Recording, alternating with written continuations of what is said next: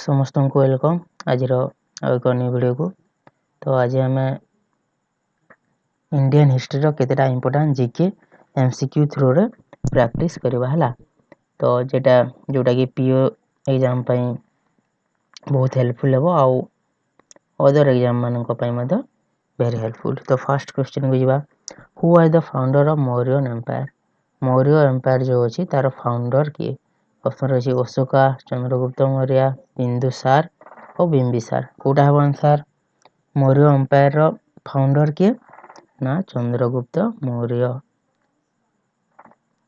Option B है founder of Mauryan empire जदि पचारे ताहले सेटा आंसर हम चंद्रगुप्त मौर्य। नेक्स्ट क्वेश्चन अछि, which Mughal emperor build the Taj Mahal. Taj Mahal जो अच्छी कौटे अच्छी? आग्रा, उत्तर प्रदेश रो आग्रा रे अच्छी आउ जमुना नदी कूल रे अच्छी। तो तार बिल्ड किए करिथिले, ताको निर्माण किए करिथिले हला?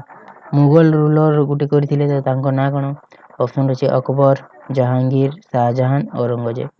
ना कोटा हबो? शाहजहां। आ गुटे क्वेश्चन आसे कोउथि पई माने स्पेशल कोउथि पई से ताजमहल तैयारी करथिले? ना तांको पत्नी मुमताज को पई हला, तांको स्मृति मन रखिबा पई से ताजमहल तैयारी करथिले उत्तर प्रदेश रो आग्रा रे। और नेक्स्ट क्वेश्चन अछि, when did the battle of Plassey. Battle of Plassey हला एटा होइतिला काहा मध्य होइतिला? सिराजुद्दौला आउ रॉबर्ट क्लाइव को मध्य रे। तो क्वेश्चन अछि, when did it take place, केबे आ होइतिला? ऑप्शन अछि 1757, 1761, 1857 और 1707। केबे ना ऑप्शन हबो आंसर हबो 1757 रे बैटल ऑफ प्लासी होइतिला सिराजुद्दौला और रॉबर्ट क्लाइव को मध्य रे। नेक्स्ट क्वेश्चन को जीवा, who are the first governor general of independent India. देखो एटा बहुत इंपोर्टेंट क्वेश्चन। इंडिपेंडेंट इंडिया रो माने स्वाधीन भारत रो केबे हला? 1947 रे इंडिपेंडेंट हला इंडिया। तो ता परवर्ती माने इंडिपेंडेंट हला परे किए गवर्नर जनरल हेले भारत रो? तो ऑप्शन रही C Rajagopalachari, Lord Mountbatten, Jawaharlal Nehru, doctor Rajendra Prasad. देखो ये गोटे बहुत कन्फ्यूजिंग क्वेश्चन हिस्ट्री रे बेसिकली। तो जदि आपण मानकू खाली governor general first governor general after independent पचारे ताहले आपण माने आंसर करिवे लॉर्ड माउंटबैटन हला। किए? Lord Mountbatten. जदि जदि पचारे इंडिया रो first governor general of independent Indian governor general जदि पचारे माने इंडिया रो किए गवर्नर जनरल होइतिले इंडिपेंडेंट हवा परे, तो ताहले राजगोपालचारी करिवे। फर्स्ट प्राइम मिनिस्टर पचारिले जवाहरलाल नेहरू करिवे और फर्स्ट प्रेसिडेंट पचारिले डॉक्टर राजेंद्र प्रसाद करिवे। तो एठारे first governor general of independent India पचारि तो आंसर हबो लॉर्ड माउंटबैटन। नेक्स्ट क्वेश्चन गइबा, where did Gautam Buddha attend enlightenment. Enlightenment माने कोन? तांको जो मोक्ष प्राप्ति बा तांको जो से माने सफल हेतिले तांको ध्यान रे। तो से गौतम बुद्ध कोउठी एनलाइटमेंट पाई थिले? तो ऑप्शन रही लुम्बिनी, सारनाथ, कुशीनगर, बुद्ध गया। कोटा हम आंसर? ना ऑप्शन डी बुद्ध गया रे से निजर एनलाइटमेंट पाई थिले। और यदि पचारे कोउठी से तारको धर्म प्रचार फास्ट करथिले प्रथमे, तो सेटा सारनाथ करिवे। तो एठारे पचारे छी एनलाइटमेंट तो बुद्ध गया करिवे। नेक्स्ट क्वेश्चन गइबा, हु इंट्रोड्यूस परमानेंट सेटलमेंट। जो भी क्वेश्चन माने आसुची पूरा बछा बछा प्रश्न पूर्व वर्ष रे आसीची आ रिपीट होइछे हला। तो सब को टिके ध्यान देबे। परमानेंट सेटलमेंट ताको हमें ओडिया रे कहताऊ चिरस्थायी बंदोबस्त। कोठी हेतला ना बेंगल रे। तो को गवर्नर जनरल ताको इंट्रोड्यूस करिथिले? ऑप्शन अछि Lord Cornwallis, Warren Hastings, Lord Wellesley, Robert Clive. Answer कोटा हबो ना परमानेंट सेटलमेंट जेते बेले भी आपण मानकू कहबो आपण माने आखि बुझी कि लॉर्ड कॉर्नवालिस आड़ को ही देखिए। ହେଲା। ନେକ୍ସଟ କ୍वेଶ୍ଚିନ୍ କୁ ଯିବା। ଆଇରନ୍ ମ୍ୟାନ୍ ଅଫ୍ ଇଣ୍ଡିଆ, ଲୌହ ମାନବ ଓଡ଼ିଆରେ ଆମେ ଯେଉଁ କହୁ, ତ କୋଉ ଇଣ୍ଡିଆନ ଲିଡରକୁ ଆମେ ଆଇରନ୍ ମ୍ୟାନ୍ ବୋଲି କହିଥାଉ ବା ଲୌହ ମାନବ ଓଡ଼ିଆରେ? ଅପସନ୍ ଅଛି ସୁଭାଷ ଚନ୍ଦ୍ର ବୋଷ, ସର୍ଦ୍ଦାର ବଲ୍ଲଭ ଭାଇ ପଟେଲ, ଲାଲ ବାହାଦୁର ଶାସ୍ତ୍ରୀ ଆଉ ଜବାହରଲାଲ ନେହେରୁ। କୋଉଟା ହେବ ଆଇରନ୍ ମ୍ୟାନ୍ ଯଦି ପଚାରେ ତାହେଲେ ସର୍ଦ୍ଦାର ବଲ୍ଲଭ ଭାଇ ପଟେଲ କରିଦେବେ ଆପଣମାନେ। ଆଉ ସର୍ଦ୍ଦାର ପଟେଲଙ୍କର ଗୋଟେ ବଡ଼ ଷ୍ଟାଚ୍ୟୁ କୋଉଠି ଅଛି? ଗୁଜୁରାଟର ଅହମ୍ମଦାବାଦରେ ହେଲା। ନେକ୍ସଟ କ୍ୱେଶ୍ଚିନ୍ କୁ ଯିବା। Who was the first woman ruler of Delhi? ଦିଲ୍ଲୀର ଫାଷ୍ଟ ଓମେନ୍ ରୁଲର କିଏ? ଦିଲ୍ଲୀର ହେଲା ବା ଫାଷ୍ଟ ଦିଲ୍ଲୀ ଫାଷ୍ଟ ସୁଲତାନ ଓମେନ୍ ରୁଲର କିଏ ବୋଲି ବି କହିପାରିବେ ଆପଣମାନେ।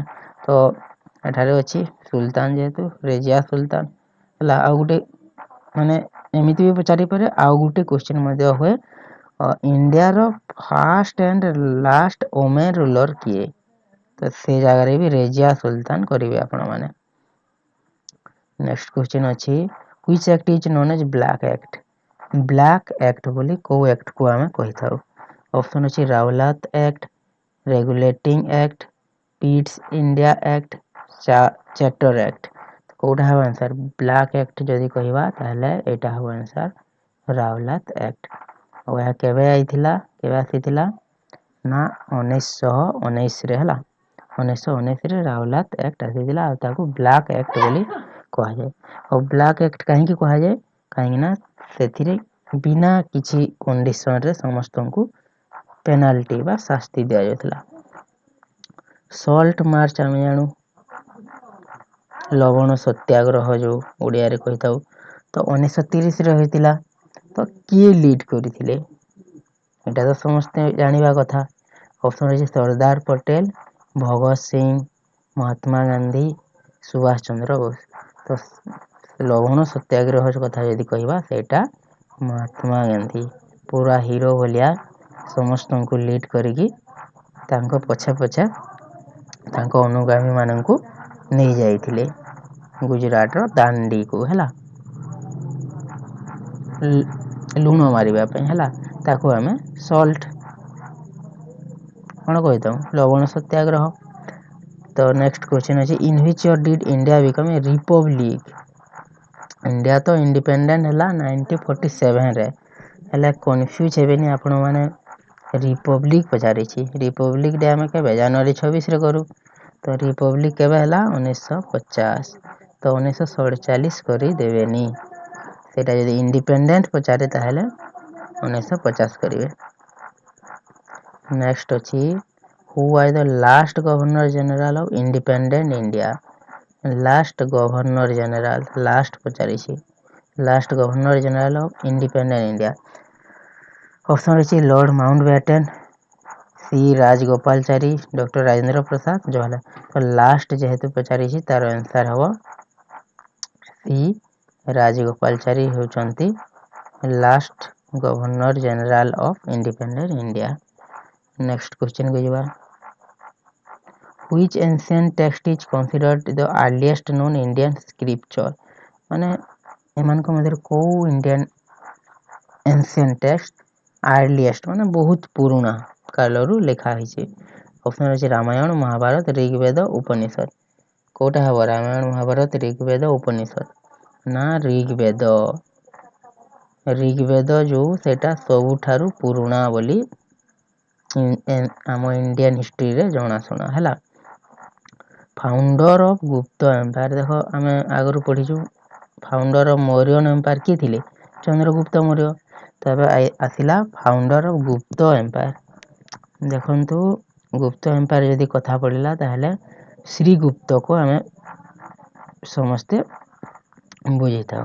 ଶ୍ରୀଗୁପ୍ତ ହେଲା, ତାକୁ ଆମେ ଫାଉଣ୍ଡର ବୋଲି କହିଥାଉ। ହେଲେ ରିଏଲ ଫାଉଣ୍ଡର ଚନ୍ଦ୍ରଗୁପ୍ତ 1 କୁ ଧରାଯାଏ ହେଲା। ରିଏଲ ଫାଉଣ୍ଡର ଚନ୍ଦ୍ରଗୁପ୍ତ 1 ବା ଚନ୍ଦ୍ରଗୁପ୍ତ ଆଇ। ତ ଏଠାରେ ଅପସନରେ ଶ୍ରୀଗୁପ୍ତ ଯଦି ଥାନ୍ତା, ଶ୍ରୀଗୁପ୍ତ କରିଥାନ୍ତେ, ତ ଚନ୍ଦ୍ରଗୁପ୍ତ ଆଇ ଅଛି, ତ ସେ ଯେହେତୁ ରିଏଲ ଫାଉଣ୍ଡର ଏଇଟା ହେବ ଆନ୍ସାର। ଯଦି ଅପସନରେ ଶ୍ରୀଗୁପ୍ତ ଥାଏ ଆପଣମାନେ ଶ୍ରୀଗୁପ୍ତ କରିବେ। नेक्स्ट अच्छी which famous battle did Akbar win in 1576 माने अकबर को बैटल अकबर जो थिले मुगल रूलर हला से 1576 रे को युद्ध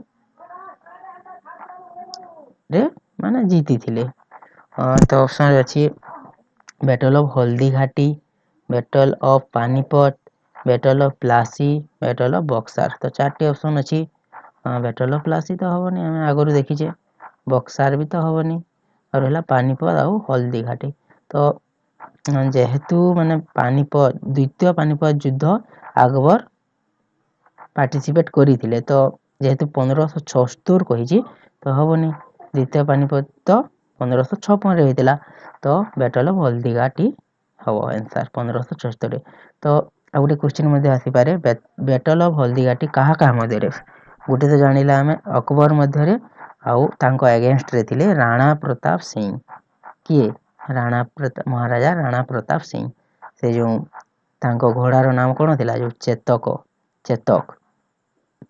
हला हमें सेटा से हल्दी घाटी युद्ध रे ताकू सेटा महाराजा प्रताप सिंह को राणा प्रताप सिंह को हरई थिले हला नेक्स्ट क्वेश्चन को जीवा who was the first Indian to receive Nobel prize first Indian किए जे कि नोबेल प्राइज पाइथिले ऑप्शन रहछि रविंद्रनाथ टैगोर हला फर्स्ट जे कि लिटरेचर रे पाइथिले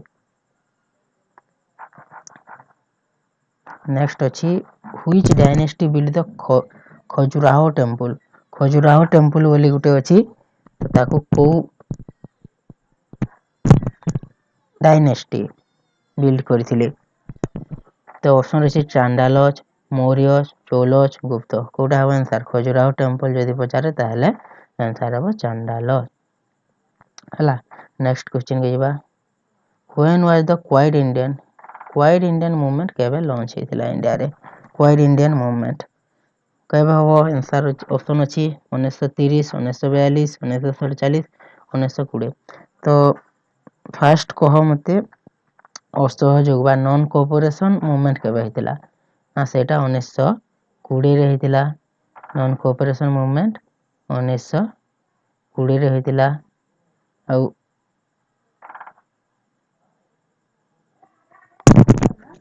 सिविल डिसओबीडियंस बा आईन अमान्य केबे हेतिला 1900 केबे 1930 रे हेतिला आ भारत छाड़बा क्वाइट इंडियन मूवमेंट होता आपण 1942 तो यहाँ बहुत इम्पोर्टाट तीनटा मूवमेंट इंडिया रो तीनोटी थी महात्मा गांधी को कंट्रीब्यूशन बहुत थिला तो भारत छाड़बा क्वाइट इंडियन मूवमेंट पचारि तो आंसर हवा 1942 नेक्स्ट क्वेश्चन को जवा हुआ जो तो फर्स्ट प्रेसिडेंट प्राइम मिनिस्टर पचारि प्रेसिडेंट पचारि प्रेसिडेंट जदि कहे ताहले हमें डॉक्टर राजेंद्र प्रसाद करवा प्राइम मिनिस्टर पचारे जवाहरलाल नेहरू करवा who wrote the book discovery of India वही किए लिखी जवाहरलाल नेहरू महात्मा गांधी आंबेडकर सरदार पटेल तो ना डिस्कवरी ऑफ इंडिया वही लिखी जवाहरलाल नेहरू यहाँ मन रखिए बहुत बहुत important question Mahatma Gandhi young कौन लिखी हरिजन यंग इंडिया से गुड़िक लिखी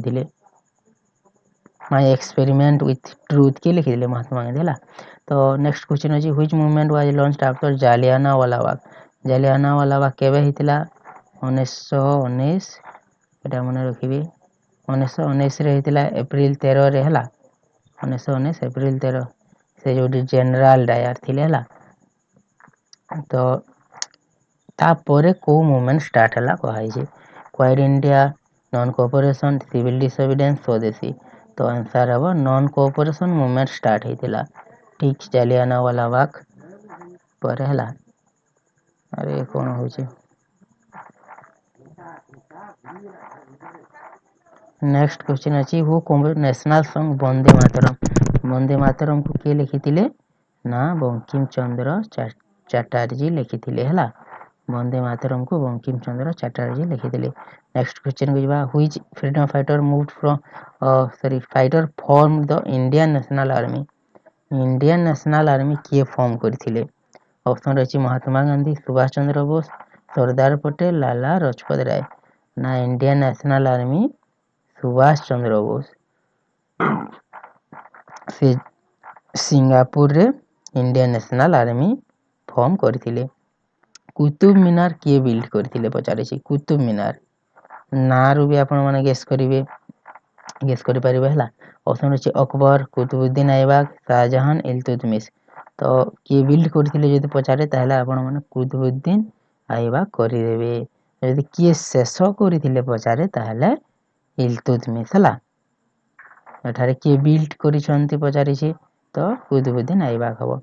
नेक्स्ट अछि which act made the governor general the commander in chief. माने को एक्ट गवर्नर जनरल को कमांडर इन चीफ रे परिवर्तन कला, को एक्ट मानक भितर। तो यह आपण मानक पई गोटे टास्क दिया गला ए 26 नंबर क्वेश्चन टा आपण माने आंसर देबे हला। यार आंसर कमेंट सेक्शन रे जणेबे। तो यह थिला इंडियन हिस्ट्री रो केतेटा इंपोर्टेंट जीके जेटा कि एमसीक्यू थ्रू रे थिला। आउ डेफिनेटली या आपण मानक पई हेल्पफुल हेबा बोली आशा। आउ आपण माने जदि चैनल रे फास्ट अछंती तो चैनल को सब्सक्राइब कर देबे हला। Thank you.